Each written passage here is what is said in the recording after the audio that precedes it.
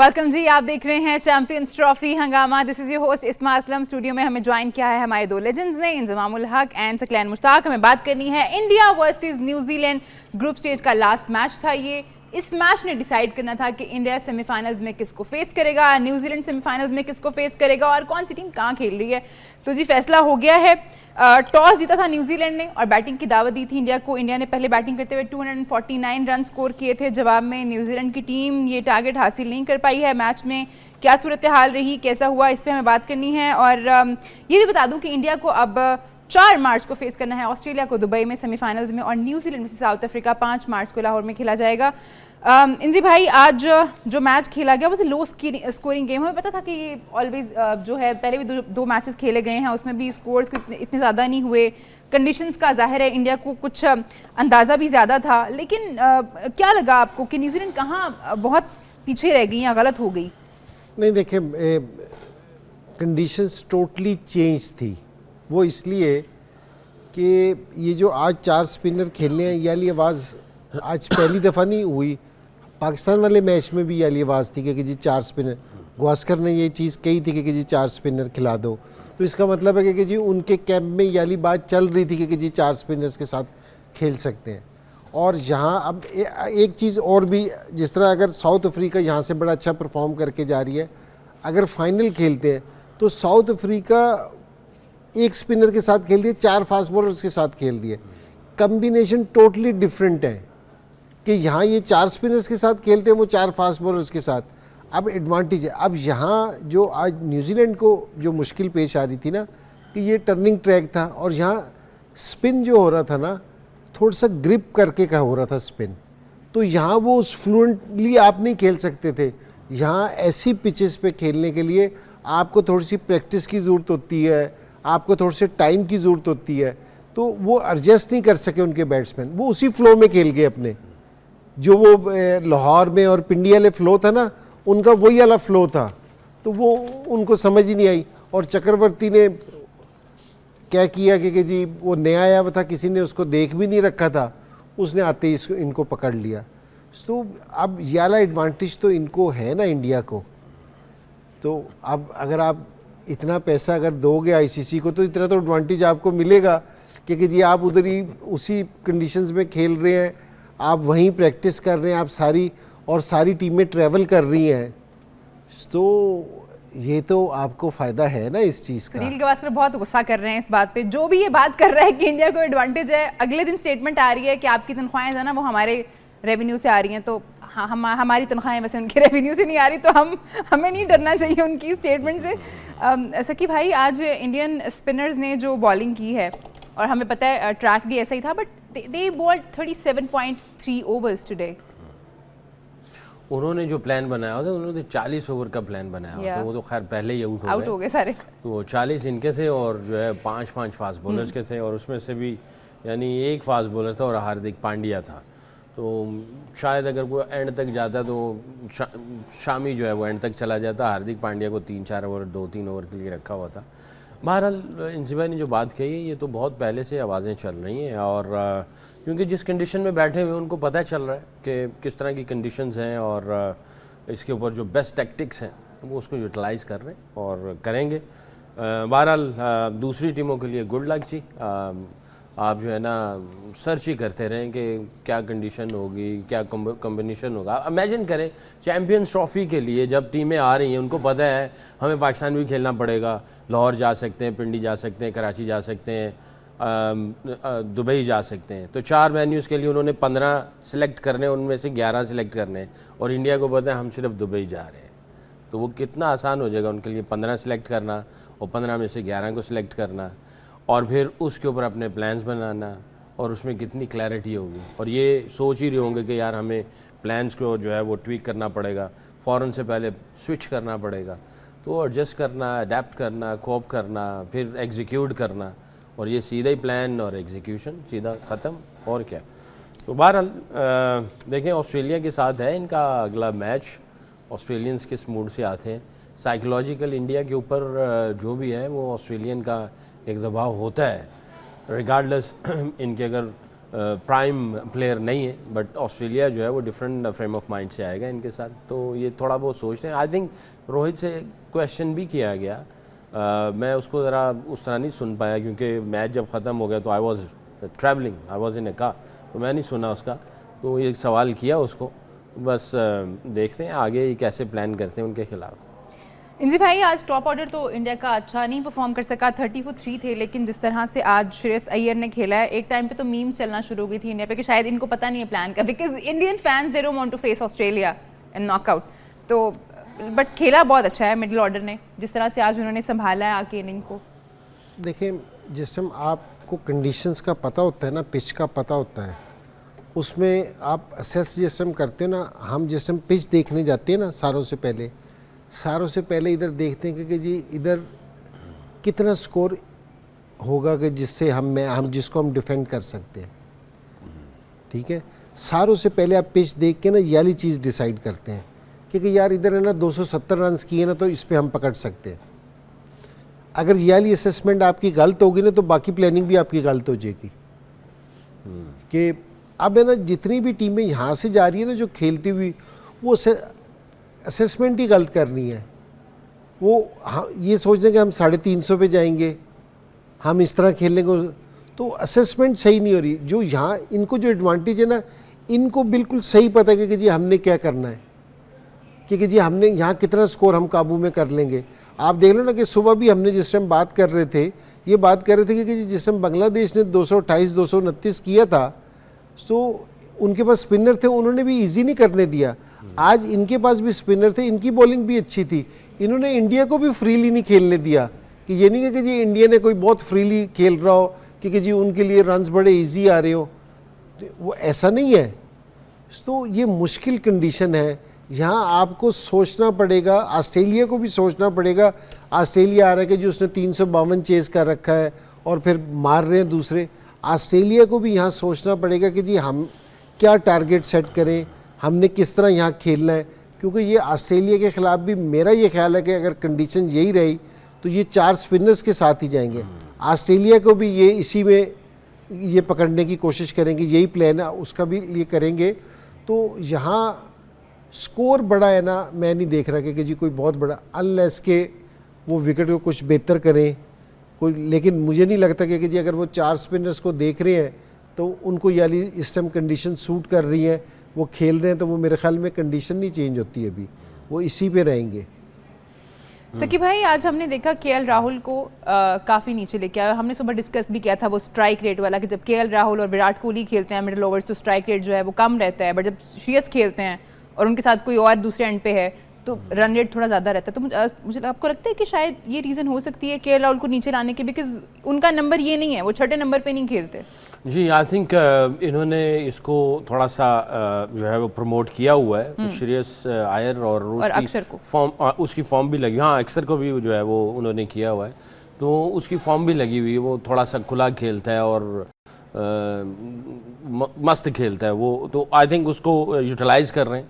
और दूसरा जो है वो अपना केएल राहुल का वाकई ये नंबर नहीं है, बट देखें उनकी क्लैरिटी है, अगर किसी को भी शिफ्ट कर रहे हैं तो उनकी क्लैरिटी है, पार्ट ऑफ प्लान है कि अगर कहीं पे हमें खुला खेलना है तो ये ऊपर चला जाएगा, और कहीं पे कुछ ऐसी चीज़ है तो अभी तक किया नहीं है, बट यू नेवर नो आगे फ्यूचर में जाके, फ्यूचर क्या एक आध मैच के अंदर जाके जिस टाइम स्पिनर लगे होते हैं ना, तो वो खब्बा सज्जे का ना कम्बिनेशन के साथ कर लेते हैं, कोशिश करते हैं ताकि बॉलर्स है ना सेट ना हो सके उस पोजीशन पे, तो वो ये भी कोशिश करते हैं। अक्सर पटेल का जो है वो उन्होंने ये जो किया है वो लेफ्टी राइटी का भी होता है ताकि बॉलर जो है वो कंफ्यूज रहें।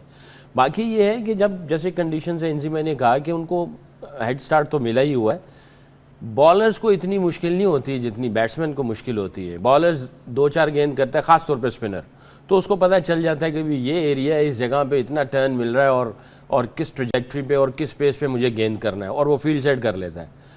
फंस जाता है बैट्समैन बेचारा।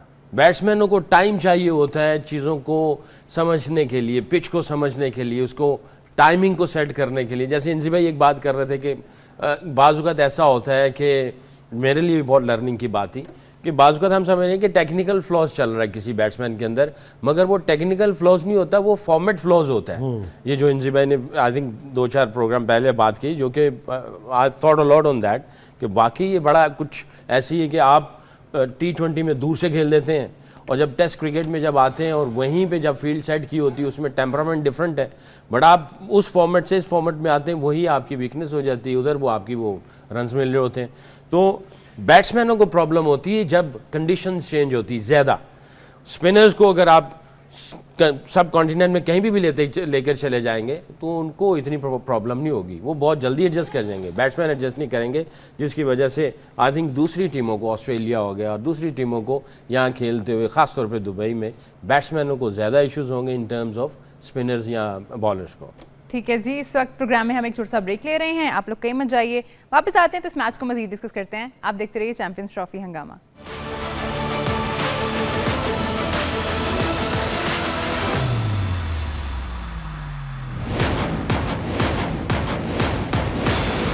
वेलकम बैक, आप देख रहे हैं चैंपियंस ट्रॉफी हंगामा। ब्रेक पे जाने से पहले हम बात कर रहे थे इंडिया वर्सेस न्यूजीलैंड। इंडिया ने ये मैच जीत लिया है आज और न्यूजीलैंड की परफॉर्मेंस पे हम बात कर रहे थे। इंजी भाई, मैं यहाँ पे केन विलियमसन की ज़रूर बात करना चाहूँगी। उन्होंने आज 81 रन स्कोर किए हैं, 67 का उनका स्ट्राइक रेट था, बट लग रहा था बहुत स्ट्रगल कर रहे हैं जब वो खेल रहे थे। नहीं, वो स्ट्रगल इसलिए कर रहे थे क्योंकि जी उनके जहन में ना अभी तक वही चीज़ थी कि हमने 300 प्लस रन करने हैं, वो उसी के हिसाब से खेल रहे थे, तो आपको स्ट्रगल करते हुए नज़र आ रहे थे। अगर कहीं ये रीड कर लेते ना इस चीज़ को न्यूजीलैंडर्स, क्योंकि जी अगर हमने 280 290 कर लिया या 270 प्लस पे चले गए तो हम टफ टाइम तो चेस कर रहे थे, नहीं चेस कर रहे थे वो इंडिया के। अगर ये पहले बैटिंग करते हुए भी कि यहाँ तक हमारा टारगेट हो, तो इनकी है ना बॉडी लैंग्वेज है ना टोटली डिफरेंट हो जानी थी कि आपको ये लगता है कि जी ये अपने टारगेट के हिसाब से खेल रहे हैं। जहाँ फिर आपकी पोजीशन मजबूत होती है ना, वहाँ फिर आप थोड़ा सा एक्सीलरेट करते हैं कि जी अपना स्कोर बढ़ा लेते हैं। लेकिन ये वाली चीज़ है ना, अब दूसरी टीमों को भी, ऑस्ट्रेलिया ने भी इस चीज़ को नोट किया होगा कि ये वाली पिच नहीं है कि जो हम अभी खेलते आ रहे हैं, और साउथ अफ्रीका भी बैठ के ये नोट कर रहा होगा। न्यूजीलैंड तो खेल ही गया, तो अब है ना आप देना टीमों की थोड़ी सी है ना प्लानिंग चेंज होगी। और अब देना ये विलियमसन ने जिस तरह साउथ अफ्रीका के खिलाफ ट्राई नेशन में 117 रन किए थे, 100 किया था, 117 के स्ट्राइक रेट से किया था पहले खेल रहा था, अब इसने 67 के स्ट्राइक रेट से किया है, तो पिच डिफरेंट है। अब ये वाली बात हमको अपने जहन में बिठानी पड़ेगी। अगर हमारे जहन में ये वाली बात नहीं आएगी ना, हम 350 पे खेलते रहेंगे तो हम स्ट्रगल ही करते रहेंगे। अब आपको प्लान करना पड़ेगा 280 के, उधर से 60-70 रन है ना आपको नीचे आना पड़ेगा, तो आप देखोगे कि आपकी खेलने का अंदाज, आपकी बॉडी लैंग्वेज बदलेगी। सकीब भाई, हमने देखा डेविन कॉनवे मैचेस खेलते हुए आ रहे थे, आपने उनको बिठाया और आप डेरिल मिचेल को लेके आए। ये फैसला आपको लगता है, जाहिर है पहले तो कुछ प्लान और किया होगा, बट इम्प्लीमेंट कर पाए? लगता नहीं कर पाए, रिजल्ट देख के तो यही लग रहा है। डेरिल मिचेल इनका मेन प्लेयर है, मेन प्लेयर, तो जाहिर है अगर मेन प्लेयर जब वापस आते हैं तो आपको रिगार्डलेस उसको लेके आना ही आना है। कौन जा रहा है बाहर, इनफॉर्म है नहीं है, बट मेन प्लेयर को ये लोग बहुत ज़्यादा तरजीह देते हैं। तो इसकी वजह से वो डेरिल मिचेल आया। आई थिंक सब कॉन्टिनेंट में हमने कल ही डिस्कस किया था कि इसकी 50 की जो है ना वो है। और देखें जैसे अभी बात चल रही थी कि वाकई ये जो न्यूजीलैंड की टीम है उनको, क्योंकि मैच ही नहीं खेले, प्रिपेयर्ड ही नहीं हुए, प्रैक्टिस भी नहीं की हुई, जैसे मैंने पहले कहा कि बैट्समैनों को ज़्यादा प्रॉब्लम होती है नए वेन्यू पे जाते हुए एडजस्ट करने में बनिस्बत स्पिनर्स के। अगर आप देखें विल यंग, इसने अभी रिसेंटली 100 के स्ट्राइक रेट पे खेल रहा है और यहाँ पे 62 पे वो स्ट्रगल किया। फिर आप चले जाएं डेरिल मिचेल, ये भी 100 प्लस जाता है, नहीं तो 95 100 से ऊपर जाता है, ये भी स्ट्रगल कर रहा था 48.57 के उस पर। टॉम लेसन ये भी तकरीबन 90 प्लस जाता है, ये भी स्ट्रगल कर रहा था। तो और फिर ब्रेसवेल जो है, खैर वो तो इनका ऑलराउंडर टाइप है, बट जो उनके मेन प्लेयर थे उनके स्ट्राइक रेट में, जो स्ट्राइक रेट है वो आपके जो है वो माइंडसेट को, आपकी स्किल्स को और आपकी जो एग्जीक्यूशन है उसके ऊपर उसका बड़ा फ़र्क पड़ जाता है। स्ट्राइक रेट का मतलब ये है कि आप किस स्पीड से रन्स कर रहे हैं, तो जहाँ पे आप श्योर नहीं है, आप एडजस्ट कर रहे हैं, तो आपकी जो फ्लो है वो टूट जाता है, आपकी टाइमिंग टूट जाती है, जिसकी वजह से स्ट्राइक रेट नीचे आता है। स्ट्राइक रेट का मतलब ही यही है कि आपका फ्लो क्या है, आपका मोमेंटम क्या, आपकी इंटेंट क्या और किस टाइमिंग से आप जा रहे हैं और रन्स बना रहे हैं, तो स्ट्राइक रेट इसको डिफाइन करता है। चौके छक्के आपके जो है वो जो आप कितने पॉजिटिव हैं या कितने डोमिनेंट जा रहे हैं, जितने कितने एग्रेसिव हैं, और जो सिंगल डबल है वो आपकी मनूवरिंग और आर्ट ऑफ द गेम बता रही होती है। टाइमिंग जो जितना मिनट आप खेलते हैं वो आपके टेम्परामेंट को बताता है कि आप कितनी देर तक क्रीज पे हैं और कैसे आप गेम के अंदर जो है वो मैच को लेके चल रहे होते हैं। रन्स जो स्टैट्स हैं और उसकी जो इकोनॉमी है वो आपकी कंसिस्टेंसी को डिफाइन करती है। तो अगर आप इनके सिर्फ यही देख लें तो जो स्ट्राइक रेट के अंदर वो जा रहे हैं, इसका मतलब ये है कि इनको एडजस्ट करने में प्रॉब्लम हो रही थी, अडेप्ट करने में प्रॉब्लम हो रही थी, और इंडियन बॉलर जो थे उनको जो है वो मज़े से वो बॉलिंग कर रहे थे, एंजॉय कर रहे थे। मैं आपका कमेंट जरूर चाहूँगी। वरुण चक्रवर्ती को आज उन्होंने शामिल किया था टीम में और उन्होंने आज 5 विकेट्स ली। बाकी बॉलर से अगर हम न्यूजीलैंड के स्पिनर से भी उनका कंपैरिजन करें, वो क्या डिफरेंट कर रहे थे कि वो इतने सक्सेसफुल रहे? इंजी भाई की अभी जो बात थी कि उनको किसी ने देखा ही नहीं हुआ था, वाइल्ड कार्ड था वो दूसरों के ऊपर मीटिंग करते रहे, दूसरों की बात करते रहे, और ये आगे इसने अपना जो है वो अपना काम करके चला गया।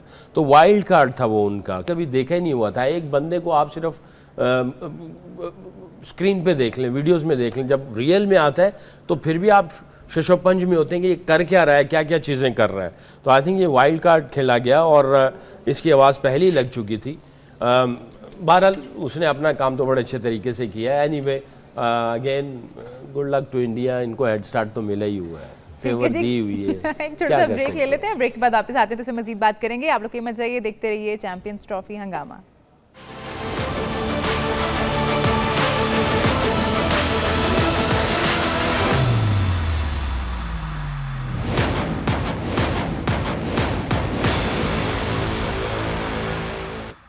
Welcome back. आप देख रहे हैं चैंपियंस ट्रॉफी हंगामा। आज के मैच की 2 हाइलाइट्स थी। एक तो वरुण ने जो 5 आउट किए, सकी भाई का कहना था कि वो वाइल्ड कार्ड थे और वो चल गए, और दूसरा जो ग्लेन फिलिप्स की फील्डिंग है शानदार। पाकिस्तान के अगेंस्ट भी उन्होंने बहुत अच्छा कैच पकड़ा था, और आज जो उन्होंने विराट कोहली का कैच पकड़ा है, उनका इंजी भाई रिएक्शन टाइम वाज 0.6 सेकेंड। एक हाथ से वो डाइव करके उन्होंने वो कैच पकड़ा है, इट वाज अमेजिंग।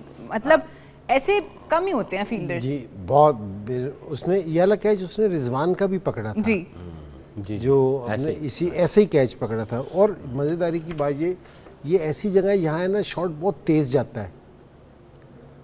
तो और दोनों के ने पूरे शॉट मारे हुए थे, और अगर आप उसको देखो वो जो सर्कल होता है, क्लोज सर्कल होता है, उससे भी ये 5-6 कदम अंदर था। तो बहुत ज़बरदस्त के जी। और ये सिर्फ कैचेस नहीं, दूसरे स्टॉप्स भी बहुत करता है, तो बड़ा ज़बरदस्त है। इसकी फील्डिंग देख के बिल्कुल हमें पाकिस्तान की फील्डिंग याद आ रही थी कि जिस तरह डाइवे मारते हैं हम लोग भी। हम ये इस पाकिस्तान टीम की नहीं बात कर रहा, ओवरऑल कर रहा हूँ। तो माशाल्लाह पाकिस्तान के ग्राउंड ऐसे हैं क्योंकि जी फर्स्ट क्लास पे जो आपको कह रहे हैं ना कि जी आप काम करें, ग्राउंड बेहतर करें। अगर कोई पाकिस्तान में इस तरह की कोई एक डाइव मार ले तो फिर अगले सीजन में नजर आता था वो जो रिजवान वाला कैच है वो तो पाकिस्तान के ग्राउंड में ही पकड़ा है ना इन्होंने। ये अब सिर्फ जहाँ पकड़ेंगे ये स्टेडियम वगैरह में पकड़ते हैं। फर्स्ट क्लास सारी स्टेडियम में नहीं होती, बाकी हर जगह मैचेस है ना दूसरे ग्राउंड्स में हो रहे हैं। और ये है कि जी अभी तो ये कज़ाफ़ी स्टेडियम, अब हमारा जो कज़ाफ़ी स्टेडियम है ना वैसे बहुत ज़बरदस्त बना है, क्योंकि जी जो इसके बॉक्स हैं बड़े ज़बरदस्त बने हैं, ग्राउंड बड़ा हुआ।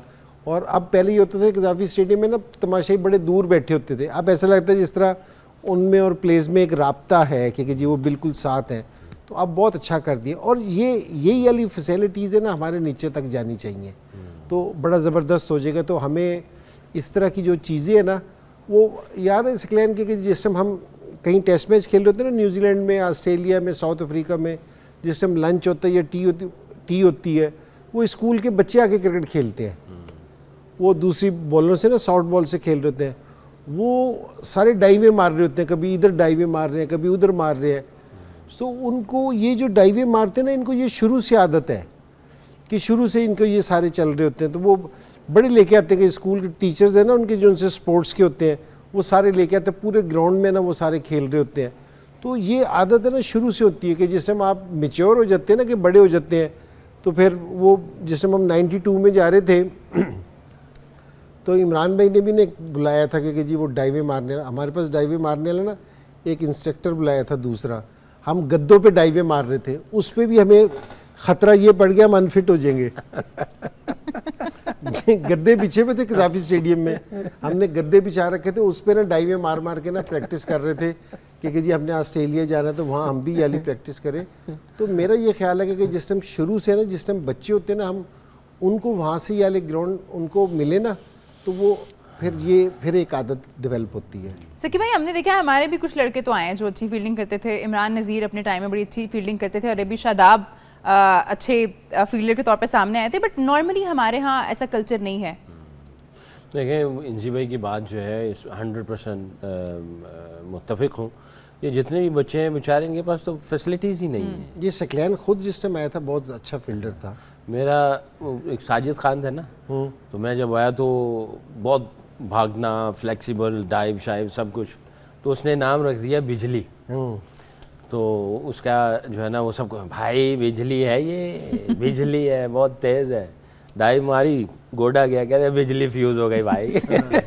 फिर लोड शेडिंग हो गई पाकिस्तान में ही, तो लोड शेडिंग होगी। फिर वो स्लिप खड़ी थी ना, 3 स्लिपें खड़ी थी, मैं नाम नहीं लूँगा। वसीम भाई बॉलिंग करने के लिए गए, मुड़ के ऐसे देखा तो 3 स्लिप वाले फील्डर खड़े थे, उन्होंने उधर से आवाज़ लगा दी, कहने के दीवारें चीन खड़ी कर दी है, गेंद कहाँ से जाएगा। खैर इंजी भाई नहीं थे, आई डोंट नो ये इंजी भाई का उस वक्त शायद वो इंजर्ड थे या नहीं खेल रहा हूँ या कहीं होगा, लेकिन नहीं आप नहीं थे उधर, मुझे पता है वो तीनों खिलाड़ी। दिल तो मेरा ये कि उन तीनों फील्डर्स के नाम बताएं, बड़े मशहूर फील्डर है हमारे तीनों। लेकिन और गली पॉइंट की तरफ देखा तो वहाँ एक और नजर आया, सही ओए यार जीटी रोड की तो आ गया। जीटी रोड की तो आ गया। अच्छा सकी भाई, मैं फ़खर और सैम के बारे में ज़रूर बात करना चाहूँगी। दोनों इंजर्ड हुए फील्डिंग करते हुए, ऐसी कोई डाइव भी नहीं थी, स्टेडियम भी हमारा मेन स्टेडियम में खेल रहे थे, तो फिर क्यों, मतलब देखें वही जो इंजी भाई बात कर रहे हैं, इन लोगों को बचपन से ही सिखाई जाती हैं। हमारे ये जो जितने भी खिलाड़ी हैं, ये उन ग्राउंडों में हमने जो क्रिकेट खेली है, इधर कब्रिस्तान है, इधर जनाब मेन रोड चल रहा है, उत्थे फुवारा है, अगे कंध है, उधर पीछे जाके फील्डिंग करनी है, इधर से ट्रेन गुजर के जा रही है, इस तरह की ग्राउंडें कितनी गिनती की ग्राउंडें हैं। और जो आपकी मेन ग्राउंडें जहाँ पे फर्स्ट क्लास क्रिकेट भी हो रही है, और कम हो गई हैं।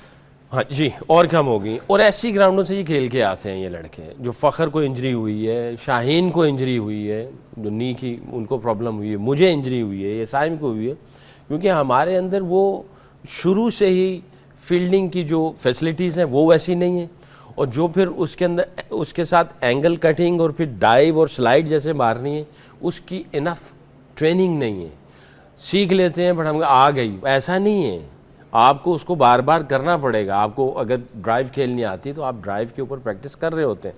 अनफॉर्चुनेटली हमारे कई ऐसे ग्राउंड्स हैं, फर्स्ट क्लास ग्राउंड्स हैं, जहाँ पे आपके पास जो है ना वो ऐसी ग्राउंड की आउटफील्ड नहीं है जहाँ पे आप स्लाइड मारें और बच जाएं। और सकलैन दूसरी चीज़ पता है क्या, बड़ी मेन चीज़ ये है, जिस तरह सकलैन का ना घुटना ख़राब हो गया, या दूसरे प्लेयर्स को ना, हमारे प्लेयर्स बहुत इंजरीज़ के साथ खेल रहे होते हैं, पहले भी खेलते थे। तो ये सकलैन ने अपनी बहुत क्रिकेट है ना जो घुटने के साथ खेल ली है, क्योंकि जी ये स्ट्रगल करता रहा इस चीज़ की वजह से। और काफ़ी सारे प्लेयर्स हैं जो स्ट्रगल करते रहे हैं। हमें फिटनेस का या किसी भी चीज़ का जो बताते हैं ना, वो पाकिस्तान टीम में आके कह रहे हैं कि जी फिटनेस लेवल चेक करो इसका, कि जी कितना है। हालांकि यहाँ आके चेक नहीं होना चाहिए। आपका जिस टाइम फर्स्ट क्लास खेल रहे हैं ना, आप वहाँ आप जिस टाइम खेल रहे हैं तो वहाँ आपके साथ सारे जो उनसे लोग हो ना, तो उधर से चेक होते हुए आते हों। मैं बड़ी ये वाली चीज़ को अर्ज़ करने की कोशिश करता हूँ लोगों से, तो नहीं कि ये पाकिस्तान की टीम ठीक होने की जगह नहीं है, क्योंकि जी यहाँ आके हम ठीक हो जाएंगे, हमारी फिटनेस ठीक हो जाएगी, हमें क्रिकेट का पता चल जाएगा, रीबिल्डिंग प्रोसेस शुरू। ये इस चीज़ की जगह नहीं है, ये परफॉर्म करने की जगह है।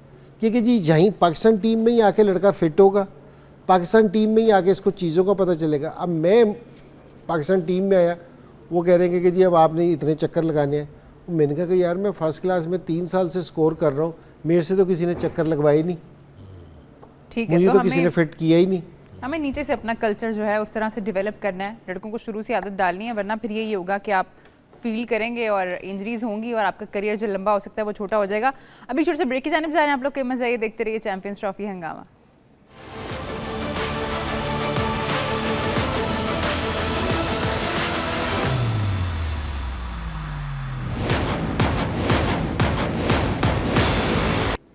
Welcome back. आप देख रहे हैं चैंपियंस ट्रॉफी हंगामा। ब्रेक पे जाने से पहले हम इंजरीज़ के बारे में बात कर रहे थे, हमारे यहाँ अच्छे फील्डर्स क्यों नहीं आते, उसके पीछे वजह क्या है, उस पर बात कर रहे थे। सकी भाई, मैं ज़रूर जानना चाहूँगी आपका करियर जो जिसका टाइम इतना लंबा नहीं था जो कि हो सकता था, ज़ाहिर है बिकॉज जिस तरह के आप बॉलर थे, तो इंजरी उसकी एक वजह हो सकती है। जी, मेन वजह यही थी। अल्हम्दुलिल्लाह अप्रॉक्सीमेटली 10 साल खेला और 10 साल के 10 साल इंजरी में रहे और 6 ऑपरेशन हुए, 3 राइट के 3 लेफ़्ट के। उसी तरह मैनेज करता रहा। इतनी एडवांस टेक्नोलॉजी नहीं थी बट अपने आप को एजुकेट किया, बैक करता रहा। तो वो जो मेरा 10 साल का स्पेन था वो स्ट्रगल में ही रहा। उसके बाद जब इंजरी हुई तो मेरे जो मेजर ऑपरेशंस हुए, पहले की होल सर्जरी होती थी, फिर माइक्रो फ्रैक्चर टेक्निक एक थी, वो जो हड्डियों के अंदर आप ड्रिल करते हैं, रीग्रो करते हैं कार्टिलेज को। तो उस ज़माने में फ्लिंटॉफ को भी इंजरी हुई, उसकी भी ये ट्रीटमेंट हुई। माइकल वॉन को हुआ, एलेक्स ट्यूडर हुआ, रॉनी रानी और माई सेल्फ, ये हम पाँचों को ये इसमें गए। वो तो चारों का तो कैरियर ही उसी वक्त ख़त्म हो गया। बट उसके बाद मैं काउंटी क्रिकेट खेला 2-3 साल। तो काउंटी क्रिकेट में भी मैं जो है ना वो थोड़ा सा देखभाल करके, तो क्रिकेट कैरियर इंजरी की वजह से हुआ। तो मेरा ख्याल है कि जैसे इंजी भाई कहते हैं ना कि ये नीचे से ही सारा कुछ एजुकेट कर दिया जाए, टेस्ट ऊपर जाके ना हो, नीचे से इनको एजुकेट किया जाए। समरसेट का एक खिलाड़ी था, मैं समरसेट के साथ कोच था, तो अंडर 19 इंग्लैंड अंडर 19 में वो सिलेक्ट हो गया। जब सिलेक्ट हुआ तो उस वक्त उन्होंने उसकी हार्ट स्क्रीनिंग और सारी उसकी मेडिकल टेस्ट वगैरह किया, तो पता चला कि इसको तो हार्ट की प्रॉब्लम है। उसकी ओपन हार्ट सर्जरी हुई, ये 2005-6 की बात है। तब से काउंटी में उन्होंने कर दिया कि भी पूरा मेडिकल टेस्ट होगा, खाली खिलाड़ियों का नहीं, स्पोर्ट्स स्टाफ का भी। तो इंग्लैंड में काउंटीज़ में 2006 की बात है, ये 7 की, उन्होंने सबका जो है ना मेडिकल टेस्ट करवाना शुरू कर दिया कि सारे फिट हैं, स्ट्रॉन्ग हैं, सारा कुछ है। तो ये कल्चर लाना पड़ेगा, क्योंकि 4 चीज़ें हैं, फिज़िकल, मेंटल, टेक्निकल और टैक्टिकल। हमारा ज़्यादातर फोकस जो है वो क्रिकेट खेलने पर होता है और उसमें भी टेक्निकल चीज़ों को इतना नहीं होता। टैक्टिकल खेल रहे होते हैं तो हमें टैक्टिकल पता चल रहा होता है, बट हम लोग उतने अपडेटेड नहीं होते।